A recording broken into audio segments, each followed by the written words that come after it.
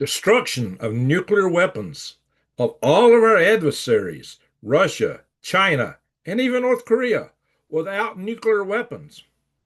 There's a plan for that using conventional weapons, not just, we're not talking Golden Dome. We're not talking stuff in the future.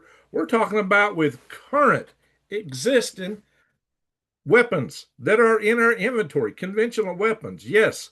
And that plan is even unclassified. Not only that, I will show you that plan and talk about the implications of it. Well, what if I also told you that the very existence of this plan could lead to nuclear war? Guys, this is really serious and it's interesting all at the same time. Where will this lead us? Will we engage in taking out the weapons of other countries? Or will they anticipate that we might do that and react upon it? There is so much at stake here just because of the ways we're thinking, the evolution of the weapons systems and weapons technology that we have today. This would not have been possible a few years ago. But due to the increase in the accuracy, the speed, the range, and the flexibility of current conventional weapons, I mean how they can be programmed to take on so many tasks, it is off the charts what actually could be possible. I'm not suggesting this is something that should be done, but it's already out there in the think space of the world because this report was published and this is what's unclassified. What is there that we don't know about? And I'm also going to show you how certain commanders here in the United States have actually considered using things like this already to take out things like Russia's most heavily armed oblast, Kaliningrad, that little exclave of Russia that exists between Poland and Lithuania. Yes, and we're going to go into more of this. So let's have a look at it. What in the world is Greg Allison talking about? Well, I'm going to show you the plan starting right now. This is the plan. It is called Masters of the Air, Strategic Stability and Conventional Strikes. And that's a missile launch. It shows in the background. This is written by Daniel Plesch and Manuel Galileo. So we'll skip this. I'm gonna hit the highlights in this plan, and I'm gonna show you some of the other things related to this. So, my friends, this is a case that they're examining the strategic non-nuclear strike capability of U.S. and its allies. Of course, this would be U.S. working with allies. Preemptive attack is a strategic policy option for the U.S. So this is what they're talking about here, guys. So here they're looking at the potential for U.S. and allies to conduct non-nuclear world war using conventional and missile defense capabilities. So they're talking about the exploration to start, how that applies to things. And we'll talk a little bit about this Rapid Dragon missile system, which I have covered in videos in the past, maybe even a couple of years ago, how revolutionary that is, because based on that, I came up with the idea of how to come up with a system that could stop everything coming at us through the air, launching a similar packages from big solid rocket boosters like the ones that are on the space launch system or the old space shuttle. So again, NATO is a defensive alliance whose members are committed to safeguarding the freedom and security of all allies against all threats from all directions. Deterrence and defense is one of NATO's core tasks. This is what it's talking about here. So here they're talking about these challenges and four assumptions that a lot of people thought would not work for these things. First, the challenge is the assumption of speed, because some people said our conventional weapons wouldn't be fast enough. The Pentagon's Defense Science Board study of time-critical conventional strike for strategic standoff played down the importance of even a 1-hour flight time. So what they're saying here is there's no need for 1-hour global delivery, as it appears to be nothing unique and compelling about a 1-hour missile strikes, essentially. Because some of these weapons, a few of them are very long distance, or some of the weapons would have to take out are long distance away. Second, to counter the point of early detection, because some people said we can detect enough, current Russian and Chinese early warning radars, or they would detect our stuff, could be seen overall as non-robust especially against NATO stealth weapons, although it should be noted that China hosts a more varied and geographically extensive integrated air defense system than Russia. Of course, what we've already seen from our operations in Venezuela and back in at the end of the 12-day war in Iran was that we evaded those things. We evaded Chinese and Russian uh, radar and air defense systems both.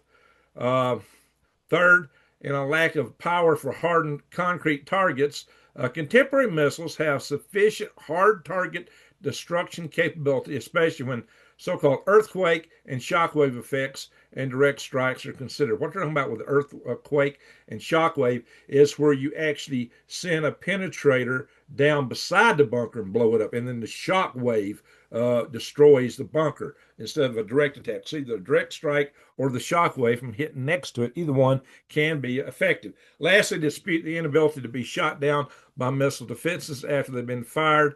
Talking about shooting down adversarial missiles here.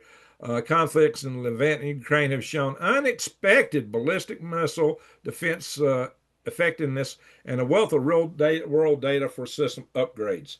So, what they're talking about here, they're talking about the ability to one go in and find, locate, and take out even mobile targets, all targets within all adversary nations. The ability to take out their missiles should we miss some or not reach them fast enough while they're in flight, principally in the boost phase, with conventional weapons. We're not talking Golden Dome. We're talking about stuff that's in the inventory. Now, there are shortfalls of this too, as you might imagine. We'll cover some of that too.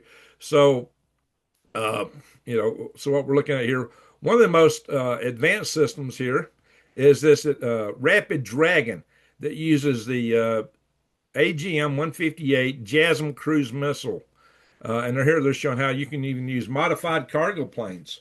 And it's not very much modification, unmodified, excuse me, just current existent cargo planes to deploy these pallets. And these pallets are loaded with cruise missiles. They come out the rear with a parachute, and then these cruise missiles are deployed from it. So we're not talking about strategic bombers. We're not talking about fighter aircraft. We're talking cargo planes could be massive assets for launching a high number of missiles. I mean, quite a high number. And we're talking missiles like the JASSM ER, which has a strike range of about 1,000 kilometers, which is 600 miles. And there are variants that would take it up to 1,200 miles. So most targets in Russia and China are already in range of systems like this. And what's more, we produce something like about 7,500 various JASSM scale missiles, not all ER extended range. And now we're working on the XR extreme range version of this, which could really reach out there.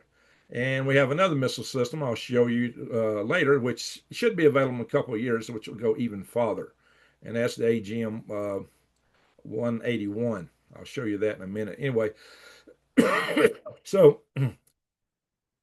Russian and Chinese leaders point to U.S. dominance in offensive and defensive non-nuclear systems as undermining strategic stability, and so as a reason not to engage in negotiations to control nuclear weapons by themselves. As you can see, China does not want to negotiate in any way with us anymore.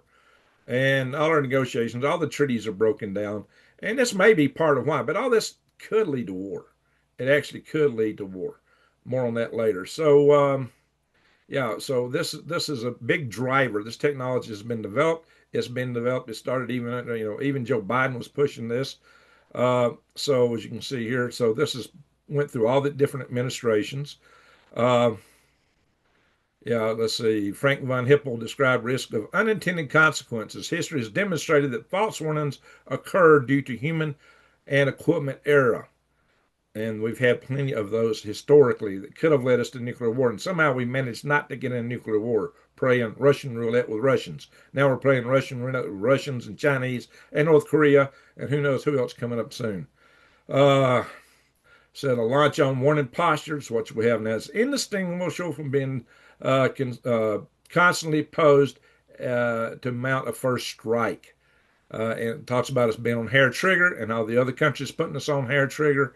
So anyway, so this is the background to the what they call counterforce here. Counterforce is the term for taking out your enemy's weapon systems with either nuclear or non-nuclear means. So this is what we're talking about. I'm not going to go through all the text. I'm not going to read this to you per se. I'm just going to show you snippets of this. So, and some of this has been talked about historically, but it has really evolved lately. Silent revolution in military affairs. So what we're talking about here is that we have significant incremental upgrades to decades old systems. Think about this. The uh, the Patriot missile was originally an anti-aircraft missile. Then we saw it in the First World War take out a few Scuds. Not First World War, the First Gulf War. The Second Gulf War, they took out a lot of missiles, and then we've seen them become very effective. In fact, in Ukraine, it's alleged that they took out one of the HIMARS missiles from one of the what do you call it up from Russia, one of the hypersonic missiles from Russia. I'm getting my systems confused. HIMARS is a satellite. They took out one of the Kinzhal missile. Yeah, that's it. The Kinzhal missile from Russia, apparently with a Patriot. It was supposed to be an unstoppable hypersonic weapon. So there had definitely been increases in capabilities of these weapon systems. Now, some weapons we're going to be talking about here is the Tomahawk, the Advanced Medium Range Air-to-Air Missile. It's called an AMRAAM. Again, advanced medium range. Medium range. We're not talking long range. Air-to-air missiles, AMRAAMs. That even factors into it. Then we got the Naval Aegis systems known as the SM-3 missile and SM-6 missile. The SM-3 missile is something it could intercept intercontinental ballistic missile warheads. Uh, and again, the JASM. So these upgrades include range, accuracy, smaller profile, and weights. They're getting harder to target. Penetration, you can hit hard targets. Basically, they can penetrate deep, and they're just and they're stealthier. So quite a number of things to look at here. And these generic box launches like the Rapid Dragon, fire missiles like Tomahawks and the AGM-158. So we got quite a bit of things here, and we got the stealth operational range capabilities for monitoring enemy weapons, locations, and launches like Global Hawk RQ-4. So these technologies, as he say, make quite a revolution here in currently deployed aircraft and missile capability of the United States and allies. We're talking about current weapon systems, and they're only going to get better in the next couple of years, like I'm about to point out within the next year, as I'll point out with the AGM 181. And this is not Golden Dome. They're not talking Golden Dome in here. They're not talking the use of AI in this paper. This paper does not cover drones outside of the long range drones like the RQ series I mentioned above.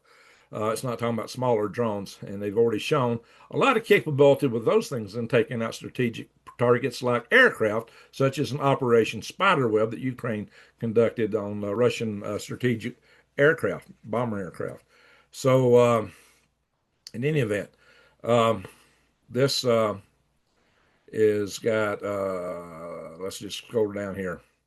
Relative budgets. I don't take these relative, and this is when the U.S. budget was 738 billion. Now we're heading up toward uh, uh, almost $1 trillion this year and $1.5 trillion next year. But I don't really take these budgets seriously because China gets a lot more bang for every buck they spend than we do. Their companies don't have as much regulations on them, but the quality of their systems might be in question, especially given recent events in Venezuela and prior to that, the end of the 12-day war against Iran. So, growing advent of counterforce here.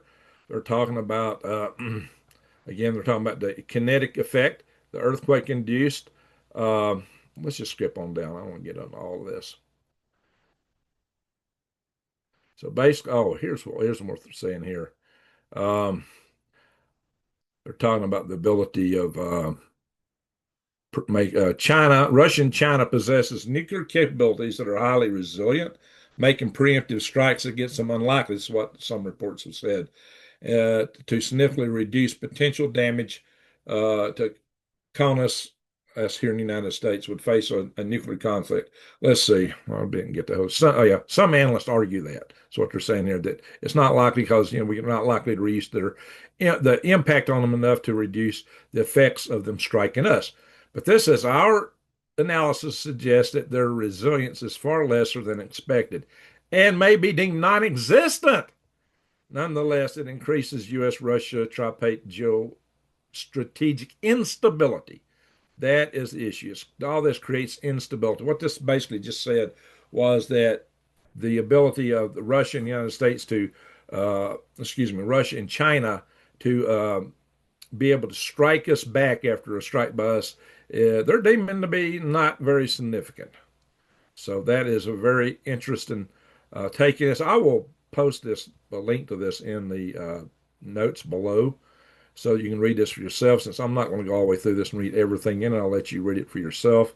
But they're talking about here is the Bucker Busters earthquake weapons capability. They go in here to talk about how different countries are deploying, like Germany, the SM-6 and Tomahawk missiles. And here they're talking about the ranges of these missiles into Russia, where they have strategic launch capabilities, where their ICBMs are, their ICBM intercontinental ballistic missile silos, just from Germany, from stuff that's there. So this whole thing is talking about using U.S. and allies together in a coordinated effort could pull all this off. And if you really read into it, you would almost assume that the United States could do this unilaterally, or maybe even Europe, at least with respect to Russia. Anyway, the U.S. Deployment in Germany coincides with Berlin's public pursuits to improve missile defense frameworks. So they're also using the THAADs, the Patriots, and that SM-3 missile. Maybe they got some SM-6s. And here are the limitations of the study. Says there's a tendency to describe a rational world apparently devoid of chaos and human psychology, wherein cognitive dissonance is commonplace, according to General A. Butler.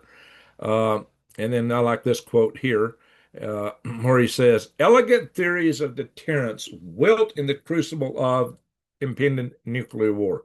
That's just another way of saying that no good plan survives first contact with the enemy. And therein lies the weakness of this plan in part. There are some weaknesses. So it's not foolproof or bulletproof, at least as yet at first, but it is provocative, very provocative. So, yeah, this study focused on present systems rather than latent and emergent issues like hypersonic, cyber, AI, and weapons of space. Not least because future potential systems are already the subject of research and neglect of in-service technologies. So they're talking about, hey, this is what we're doing. Moreover, this study does not analyze drones, which have been impactful in the Russia-Ukrainian war. For instance, by bypassing early warning systems. Despite these capabilities, they can still be deemed as tactical and non-strategic. It depends. The Operation Spiderweb could have been considered strategic. And that was done with just regular old, buzz around type drones, right? Those weren't those big long range RQ series that we have. Anyway, so U.S. and non-nuclear counterforce. This goes on down here to talk about the defeat of hard-to-reach mobile and concealed missiles can be conducted by aircraft and bombs with short-range missiles and cruise missiles and ballistic missiles. Cruise missiles include that JASSM ER and the XR, I mentioned a minute ago, which is in development, Tomahawk, AMRAAM, SM-3, and SM-6, fired from stealth bombers and other aircraft vessels and land bases.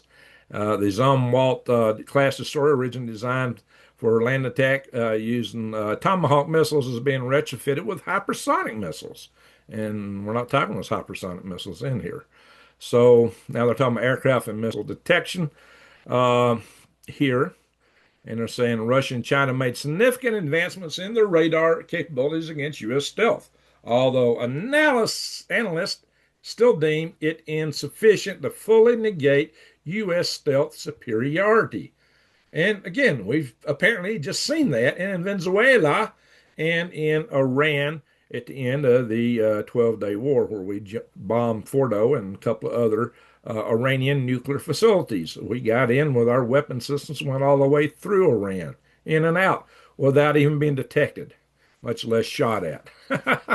So, in any event, so this goes on talking about how this is increased, how these weapons have gained so much more power within the last few years.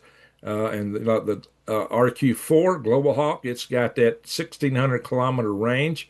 And then we got the SR-71, which it was replaced by. Now we got something else that they don't talk about.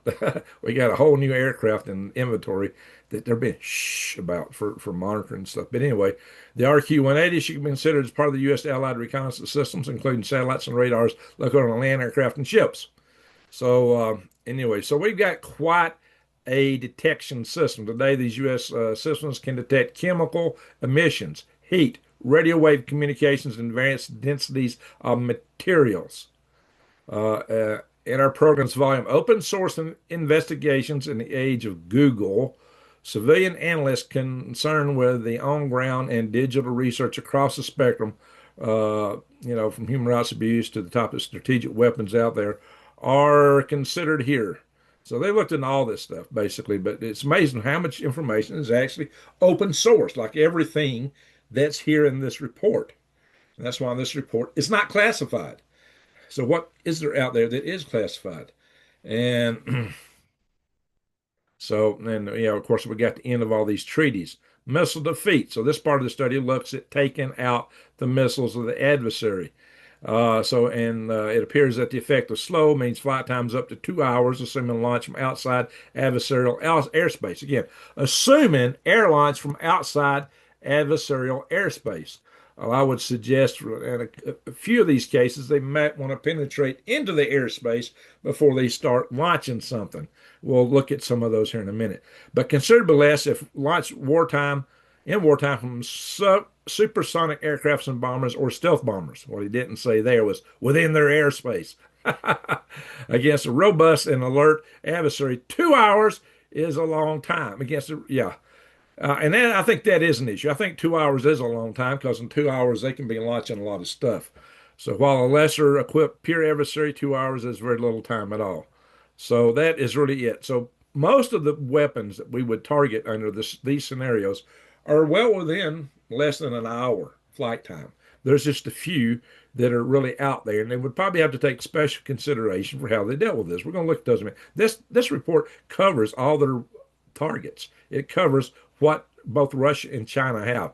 It alludes to North Korea's weapons and talks about taking them out basically with short-range air-to-air missiles. So it thinks that even after launched, we could take them out in boost phase with conventional missiles.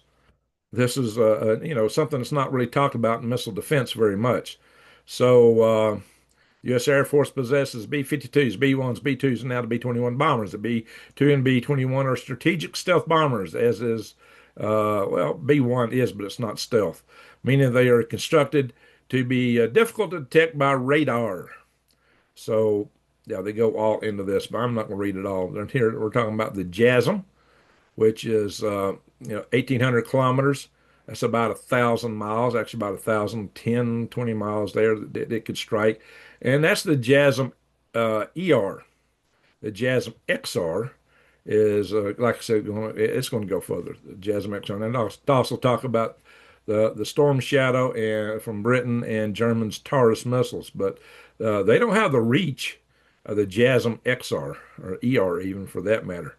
So the Tomahawk missile, that right now, that's the one that's got the most range until the AGM-181 comes online, and it will be competitive with the Tomahawk. It started back in the 1980s, and the U.S. Navy they're carried by 89 ships and 53 submarines. So the same box you fire them from, the MK-41, fires Aegis missiles also. Aegis and Tomahawk. The Aegis missiles again include a suite of missiles, including the SM-3, SM-6, also SM-2s and others. So there's quite a suite of weapons here. Missile defense. So what happens? So they're talking about detecting adversarial weapons. They're talking about taking them out at their launchers, in their bunkers, in their silos, on their mobile platforms first. And then they talk about taking them out in the air should they be launched while still in boost phase. So, and then they'll talk a little bit about some mid-course interceptors. We don't have a whole lot in that regard outside SM-6 and the ground-based interceptor missile. And the SM-6s, we got about 350 total right now. And the ground-based interceptors, we only got 44 of those, four at Vandenberg Air Force Base and 40 at my old final duty station in Army Fort Greely, Alaska. So we'll go into that a little bit here too. Uh, so our analysis indicates that taken together with defeative systems, does deterrence does has that's an odd word effect if faced it does have right if faced with a small number of missiles surviving an attack. So what they're saying there is that we've got stuff to take it out even if they launch. But to take out well, what they're not saying here is to be effective in taking their missiles out at boost phase. We've already got to be in the air with our stuff. We got to already anticipate that they're launching. If you don't, if you're not anticipating they're about to launch, their missiles hit us. That's our SM3s and ground-based interceptors without hitting them in the boost phases they're talking about here would not get the majority of their missiles by any stretch of the imagination. Well, the United States would be crispy critter. So any event, but they're talking about here is it's the ability again to shoot down Russian and Chinese missiles, ICBMs. Yeah, the Aegis could do it, and they could take them out into boost phase, and some of them at the midpoint of their trajectory. That's a mid-course intercept when you take them out midway through their trajectory. The SM-3 can do that, and so can the ground-based interceptor. Now, these other missiles like SM-6, Patriot, THAAD, and Aegis have capabilities to be effective in the boost phase when close by. I mentioned that Patriot and THAAD are very limited against the ICBMs because they have a limited range. Ground-based mid-course defense systems appears to be very limited, mainly because there's so few of them. So, and they're talking about the Russian hypersonic missiles like the Zircon, supporting destroyed by U.S. Allied equipment, and the Kinzhal missile, as I mentioned, from a Patriot. So that's what the Ukrainians tell us that they did. And anyway, the Center for Strategic Studies here come out with a report talking about the assumptions as boost phase intercepts. They were using some older concepts. And they said here it does not discuss the boost phase defeat with respect to Russian China in context of counterforce. Well, so much for all that.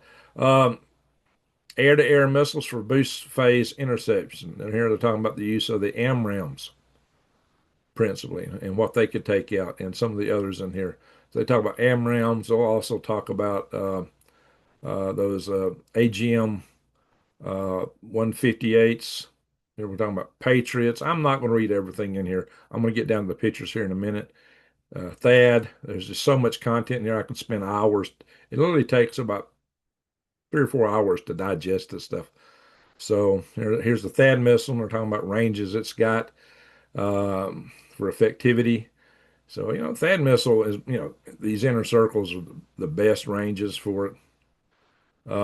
Ground-based mid-course interceptor. This is mainly in Fort Greely, Alaska. So this GMD system. I don't know why they mentioned Hawaii. Maybe they got a radar station in Hawaii. They just SM-3 ashore, and they got the afloat. The SM-3 is your missile that's on ships when it's afloat. There is an Aegis ashore system, which you can mount on land, and now they're talking about putting them in aircraft. And that could really have some reach. So we're going to skip through here. They show some of the mid-course effectivities where Aegis could take them out.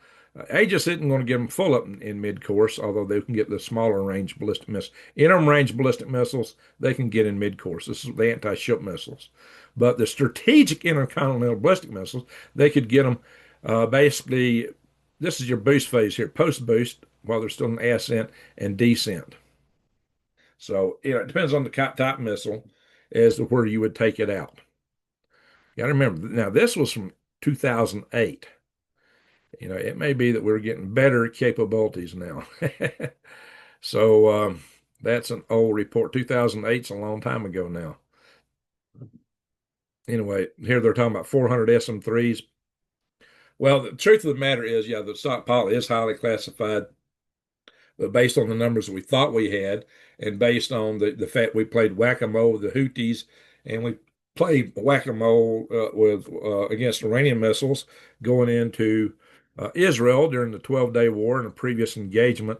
We used some of these up in those engagements, and even though we're still under production, we're making at best maybe 60 a year, probably 50.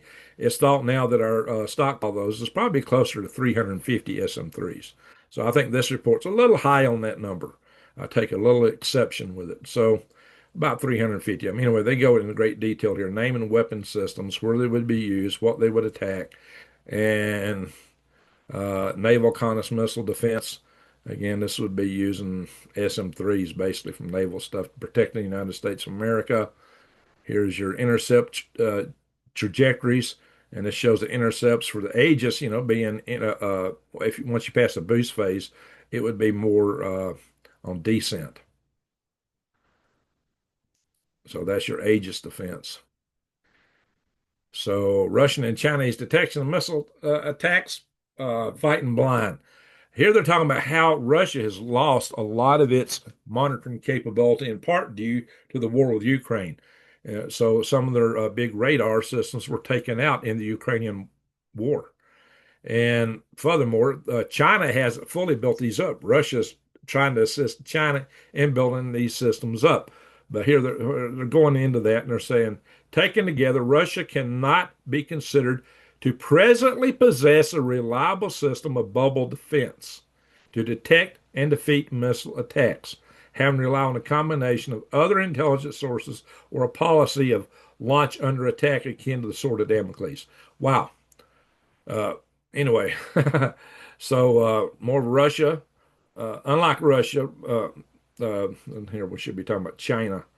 China has their, anti-access aerial denial system, but yeah, it says Russia does not seek or possess such an system.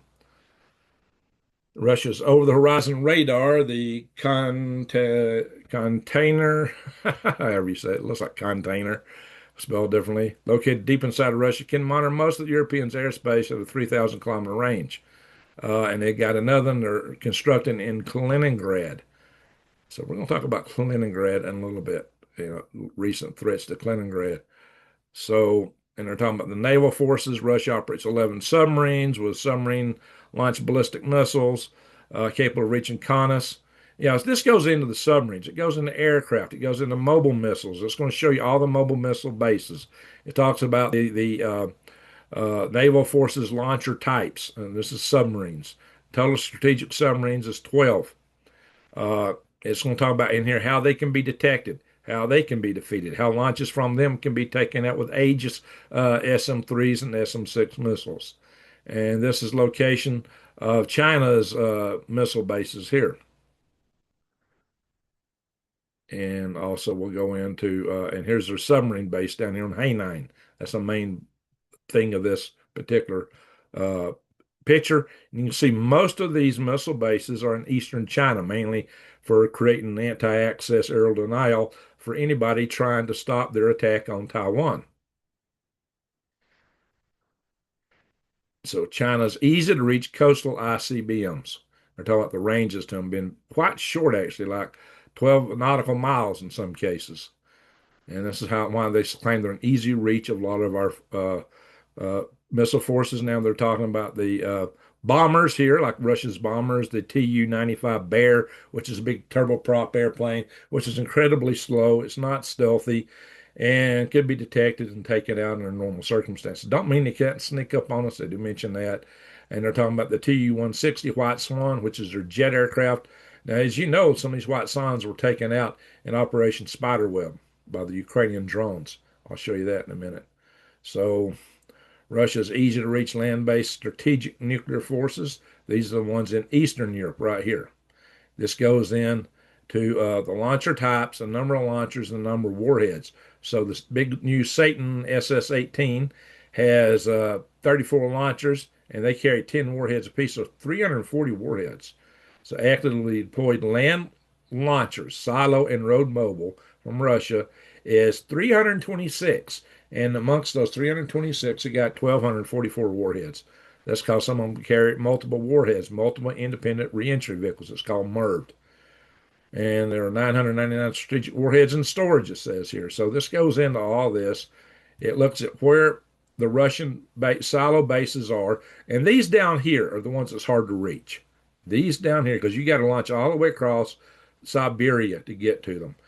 And some of these are quite a long distance to get to, like, 1,800 miles, which is a little bit outside the range of the missile systems we're talking about, even the long standoff AGM-181, which this report don't talk about that missile at all because it's not in inventory yet. They're talking about what's existent.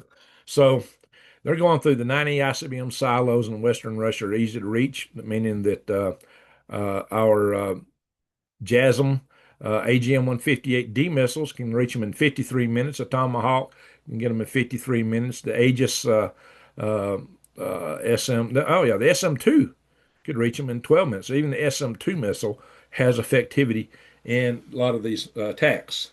They won't talk about the SM-2 as much because it doesn't have as much range as the SM-3 or the SM-6, but it's got enough to reach many of these missiles in like 12 minutes. Now that is very interesting. But if you get down to the Saratov Oblast, yeah, that's over 1,800 kilometers from international waters in the Barents Seas. Those take 2 hours to reach. But from AGM, uh, from the SM-2ER, they're saying 26 minutes. I'm surprised that they're putting that in there for having the range. Anyway, so this is what they're talking about. And then they get into the hard to reach ones. They talk about the road mobile ones. Now, in China, the road mobile ones often operate out of tunnels. And they claim here that all they got to do is take out the entrances to the tunnels, and they're blocked inside the tunnels. So you can essentially take out several missiles with a very few hits.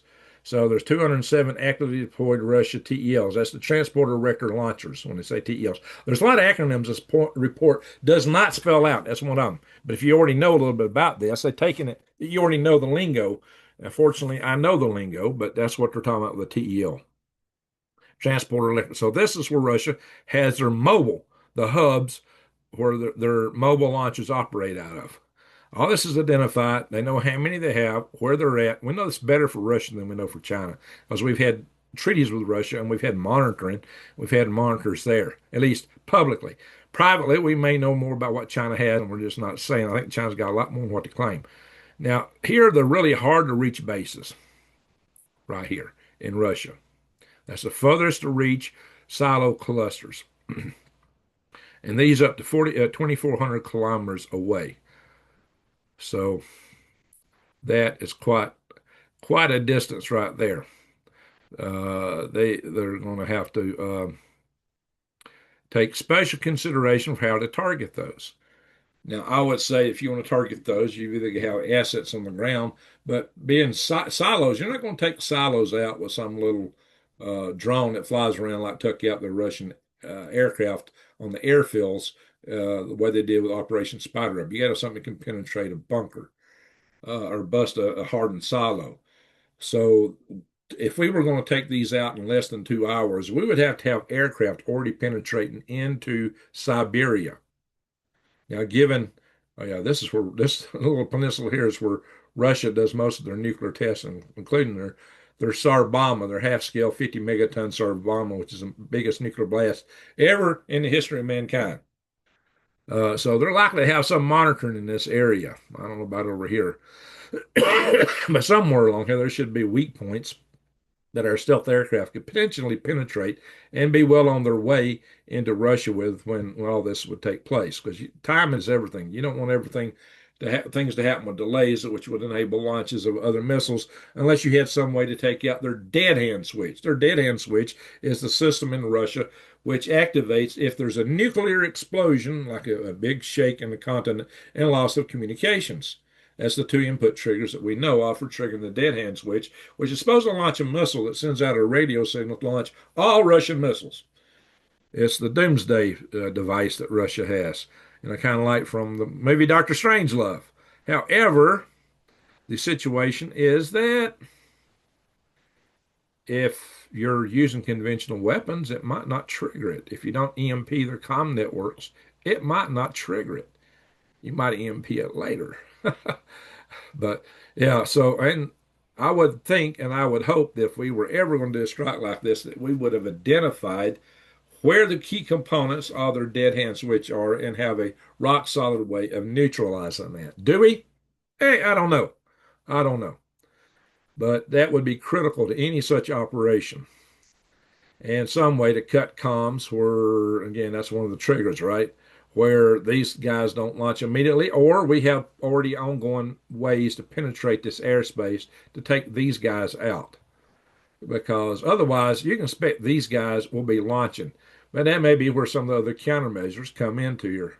So the targets are at greater ranges of potential for longer warning times of attack. U.S. subsonic aircraft and missiles are in around a 2-hour flight time from these assets. But if you get them halfway and then launch the missiles, if it is found that time is, there should be an if in here. Indeed, it is found that time is not the only variable for successful delivery capability, but also target type and mobility of target geography and possible adversarial response. Now, that's something that's kind of hard to gauge. What's the adversarial response going to be? You know, it's like the well-laid plans of mice and men, right? Um, if launched Russian land-based ICBMs would be devastating for the U.S. Bingo. See, that's where the plan can all fall apart. For Russian planners, full survivability of these strategic weapons is not expected. It's as if they plan to have enough and they expect to lose a few. Maybe some won't work, but they plan through having their forces are distributed all over Asia, unlike ours, which are primarily, or most of our missiles are in, the North Dakota and Montana and places like that. All well surveilled by the Chinese spy balloon, unfortunately. So for U.S. planners, full survivability of these strategic targets. Oh yeah, for Russian planners, not expected. These U.S. non-nuclear first strike capabilities, for instance, even in Russia's most theoretically safeguarded silos, have been publicly raised by both China and Russia through a 2022 joint statement emphasized that the U.S. advancement in non-nuclear weapons for disarmament strikes and other strategic objectives are matters of concern. So well before this report was written, Russia and China had recognized that the United States was developing conventional weapons which could take out their forces, and they were even worried about the ones that were in these hard to reach locations, which says they kind of understand that they might be penetrated. Now we're talking about the Chinese easy to reach land-based strategic missile forces. They're talking about the road mobile ones. And again, here's where they get into the talk of the tunnels and how they could take the tunnels out. That's that Hainan Island. This is also the island from which they have a major big balloon launch facility from whence the spy balloon originated. It flew over directly over all three of our main missile bases, which is interesting that they did that and yet was permitted to do it. So now we're talking about China's anti-access air denial systems here. And, that's a system designed by China to keep us from being able to do things like this, at least coming from the Pacific Ocean. It says U.S. allies' capabilities to target China's strategic nuclear forces does not appear to be overall negated by the considerable activity of Chinese military reach to the east and south of its land borders with island development for air and naval forces. The reason being that the U.S. and ally systems have ranges long enough to reach deep into China regardless, even from outside those defense bubbles. Nevertheless, shorter range systems, such as carrier based planes without standoff missiles, now encounter improving Chinese capabilities. I'm talking about the Chinese YJ-18. And it was built to counter Aegis-enabled carriers. So that's a missile to take out our Aegis missiles. So, and they're talking about Russia's Caliber hypersonic missile here. So there's a lot of discussion here. This is apparently the YJ-18 actually launches some submarines, as they got depicted there. This is China's joint engagement zone right here. And this is comprised of all the little anti-access aerial bubbles overlapping. And it shows where we'd have real hard time penetrating. And this line here is how far their J-20 fighter can reach. well beyond Japan, our first island chain, Philippines, not quite to Guam. But this line here is their DF-26, Dongfang 26 ballistic missile range. This is called the DF-26 is known as the Guam killer, sometimes also called a aircraft carrier killer. That was mainly called the Guam killer. Those are others. They also, I think, DF-21 is also called an aircraft carrier killer. Anyway, so despite significant technological advancements seeking to extend the U.S. missile range, the U.S. is no longer prevented by treaties from land-based missiles and with of unlimited range within Allied territory. So we're putting these in South Korea, perhaps now into the Philippines, since this report was written. Is China creating an effective archipelagic defense against U.S. and Allied strategic conventional forces through this huge investment in A2AD? That's the anti-access and aerial denial. Unfortunately for China, U.S. long-range anti-ship and anti-surface weapons detailed in this study will always outrange Chinese naval and land-based systems because the U.S. has strategic depth of the Pacific as well as numerous launch points around mainland China. Again, we're talking Philippines, South Korea, Japan. So, and here we're talking about the silo-based ICBMs that China has. This is their locations.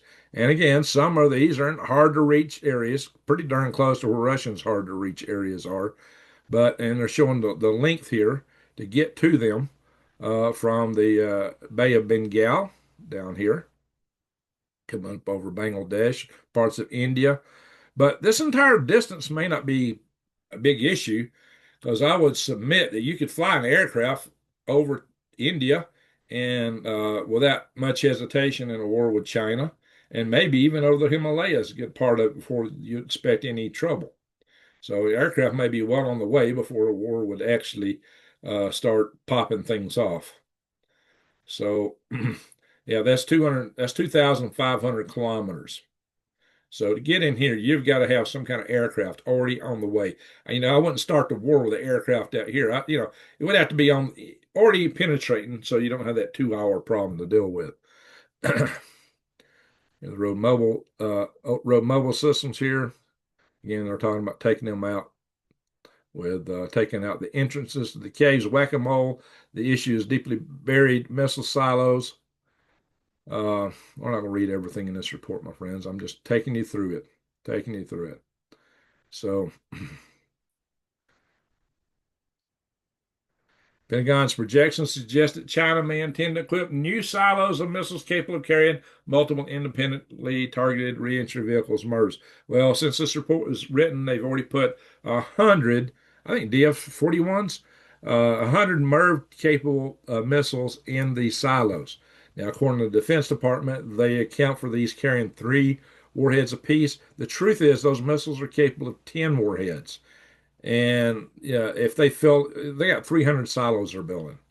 So the whack-a-mole scenarios is, does China fill all those silos or not? A lot of defense planners are thinking that they're just going to fill some of them, and we have to guess which ones. I would submit that China's got a lot more warheads and missiles than we account for because they have stupendous production capabilities, and we've acted like they weren't producing warheads for years, and they probably were. So I would suggest that China already has way more warheads than we have accounted for. So the findings, the U.S. and its allies may threaten even the most buried and mobile strategic forces of Russia and China. Only Russia mobile and Chinese deeply buried underground Great Wall, that's again up near the Mongol border, strategic weapon systems may be considered at all survivable in the face of conventional missile attacks. They appear far more vulnerable than usually considered, given U.S. and allies' technological and numerical advantages in conventional missiles delivery systems. The U.S. and allies have the task of defeating or defending against some 70 Chinese and 150 Russian launchers in the eastern Central Asia. That's the ones that are harder to get to. Against these, there are a number of 4,400 Tomahawks and 3,500 JASSM missiles. Arithmetically, The numbers favor the U.S. and allies. Mobile and deeply buried strategic systems face the challenge of reliable launch under attack. U.S. and allied conventional missiles and missile carrying aircraft are highly accurate, relatively hard to detect with radar systems, and have subsonic speeds close to 914 kilometers per hour.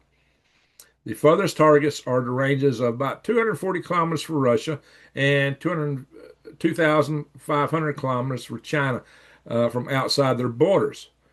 These are the ones right there that would be the hardest to reach. Formidable and increasing Russian and Chinese conventional land forces do not have a comparable ability to reach into the continental United States. And that's true, but they may have other means of dealing with us. And we'll talk about that in a minute. The conclusion, strategic non-nuclear forces have demonstrable impact on Chinese weapon stability between U.S. and its allies on one hand and Russia and China on the other hand. Preventing miscalculation leading to nuclear war should be the highest priority of government and civil society. Well, this was going to make it more difficult, actually. Yet there's an extremely dangerous dynamic in the interaction of nuclear and non nuclear strike forces that is compounded by the extraordinarily low level of awareness of the problem across stakeholder communities.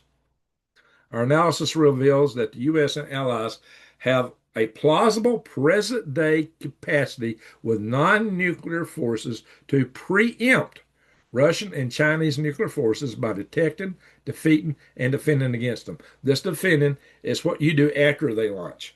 And I kind of sped through that part. I didn't hit it much detail. That's mainly your SM-3 and GBI missiles. So what they're talking about here is they hope to take out enough of them that our 350 some odd SM-3 missiles and 44 ground-based interceptors would do the job once they got into past the boost phase. But they're talking about using the AGM-158s and other AMRAAMs and other missiles to take them out in boost phase, not some space-based missile system, not the big ground-based interceptors, but conventional weapons fired most often from aircraft and somewhat, and from ships. So the sheer quantity of U.S. and allied long-range accurate missiles within 2 hours of the hardest to reach Russian and Chinese strategic weapons threatens to overwhelm them, not least given Russia and China's overall lesser detection capabilities and incrementally improving U.S. missile defenses. Allied conventional capabilities may seem more plausible to Russia and China than to U.S. decision makers, saying that Russia and China will worry about those more than our guys will consider their capability. However, across the spectrum from peacetime diplomacy to crisis at the brink of war, this advent of non-nuclear counterforce capabilities deserves greater attention than has been given so far. So, this is where they're going here. In a major power crisis, decision makers should be expected to ask their commanders, what non-nuclear weapons do I have? I'm not going to go all in this, guys, but I'm just going to say, this report considerably covers these weapons. They talk about the numbers we have, what they are. They go into our supply of them, our aircraft that can deliver them, naval systems, conventional missiles. There's just a lot of stuff in here, guys. This goes on and on. Shows where our bases are. So I'm not going to go into this report any further. I'm going to cover a couple other little things here, like General Donahue. U.S. General says NATO could seize Russians' Kaliningrad with unheard of speeds. This is the most heavily armed oblast in Russia. It's the exclave between Lithuania and Poland. And General Chris Donahue, has said that we could take this. We could take it fast, unbelievably quick. And he talks about using AI in this stuff, like Palantir. So the land domain is not becoming less important; it's becoming more important. You can take down You can now take down the anti-access air denial bubbles from the ground. So watching it happen in Ukraine. We've already planned that and we've already developed it. The mass momentum problem that Russia poses to us, we developed the capability to make sure we can stop that mass momentum problem, according to Donahue. So there you are. I'm going to have to shoot this down where I can change. Whoops. My Zoom is fighting my ability to change tabs here. So we've already are talking about making attacks like this. We've already planned that and already developed that. According to Donahue. So that's out there. And they had that earthquake that struck the Kamchatka Peninsula that took out Russian sub bases. Operation Spiderweb took out a lot of the Russian strategic weapon systems. And because of those two, there were some people saying that we should strike Russia. They claimed that back after the earthquake. Says we should hit them. We should hit them now. We need to hit them. We can get them. So that's got a lot of people itching. As you know, Operation Spiderweb. Here it is hitting a Tu-95 and several other strategic bombers. We've talked about that in the past. Here's your Rapid Dragon. It's a palletized disposable weapons systems module. I just drop that out the back. And this can take dozens per pallet of these AGM 158s. I mean, literally, they can have pallet after pallet loaded in some of these planes. So, yeah, guys, they're talking about 4 to 45 AGM 158s in a single pallet. 4 to 45. And you could probably load several pallets on a plane. So just one cargo plane, just inconspicuous cargo plane flying a regular mission could suddenly drop these AGM 158s. And like I said, their ranges, some of them are getting up now to 1,200 miles.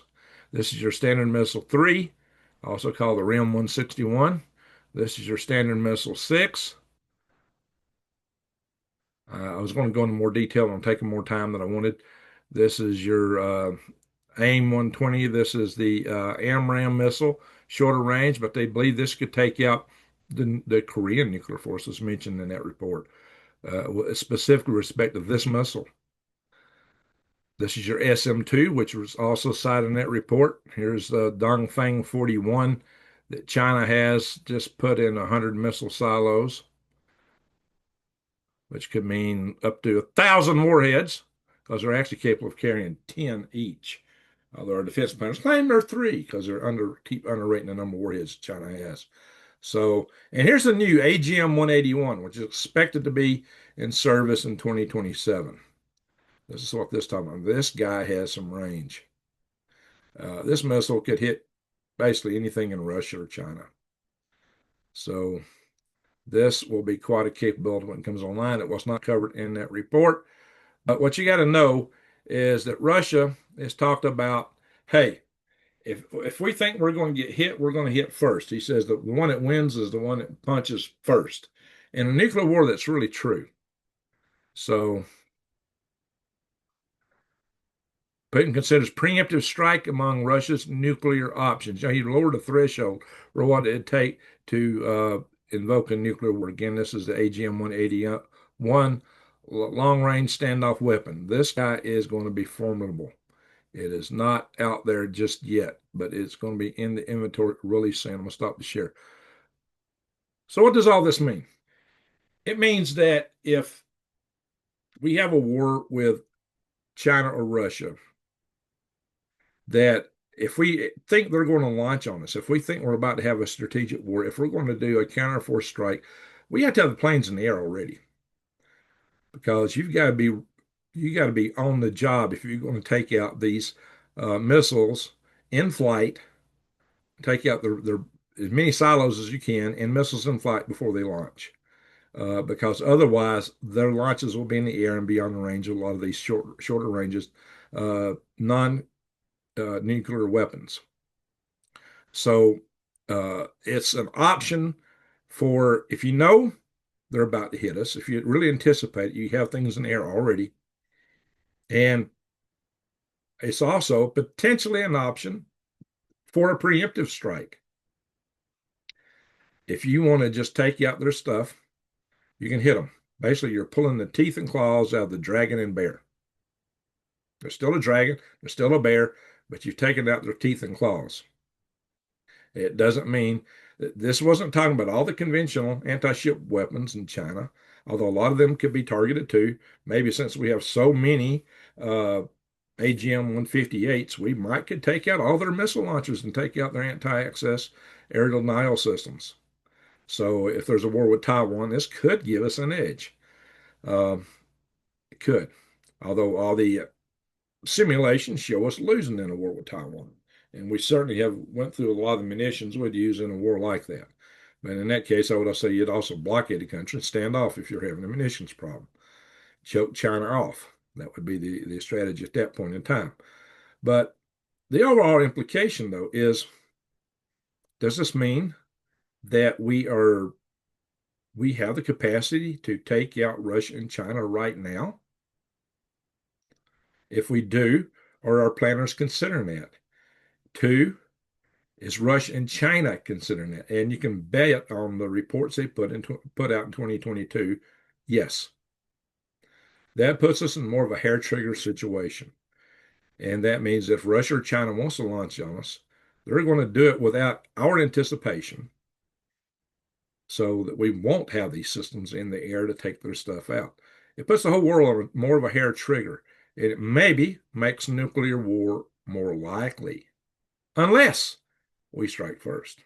But whatever the case, in a nuclear war, or even a conventional anti-nuclear war, the only winner is he who strikes first. And that's scary. That's very provocative. And that could lead us down roads that are very concerning. So these are reasons you got to get prepared. You got to prep, because we're living in a world of tensions today like we've never seen before, with the ongoing war in Ukraine, and especially with China's ambitions toward Taiwan and beyond. And definitely they have intentions beyond Taiwan. Taiwan is just a first stepping stone to bigger things they would like to do. So for these reasons, we've got to be alert here. We've got to be aware and what's going to happen. Some shoes could start dropping really soon. And we don't know what or how, but this really does change the dynamic. And it actually does raise a potential that we could have a war with them without getting nuked. Maybe if we strike first, if we're ready to strike real quick, but it's not bulletproof, not by any shape, shade, or anything. It could be that we get turned into a cinder here at home, and that's not worth risking. Wars are terrible. All wars are terrible. But if you know a war's coming, if you're absolutely convinced, striking first is the only way you're going to win in these scenarios. So let's hope we don't get to that point. Let's hope somehow we can avert that. I think the idea of starving China of gas where they couldn't attack Taiwan, like if we had managed to have a replacement for the Ayatollah regime in Iran, which so far hasn't transpired, might have been an interesting way to damp down their ambitious spirits. I don't know. But my friends, we're living in dangerous times. There's no ifs and ands and buts about it. The best thing I can tell you to do is get ready. The other thing is China does have a similar capability. Not the same, though. They can't hit us with conventional weapons like that. But what they have is they own land near all our strategic air bases. They own land near our intercontinental ballistic missile bases. And which that means that they can employ drones and people with weapons. They could take out our stuff before it reaches much altitude. Aircraft, missiles, yes. So don't discount Russia and China. They can take down our grid. They got everything, especially China has everything in this country hacked. So they have their own means of taking us down with non-nuclear activity. So, yeah, and this report does not account for that. And so we live in interesting times. All I can tell you to do is prep and pray and hope for a better day. Let's hope these things don't come to pass. But that is all the more reason to prep. For that, I'm going to say, keep your eyes wide open, head on swivel. If you're not subscribed to my channel, subscribe and bang the bell for another video. Click right up here. Thank you for watching.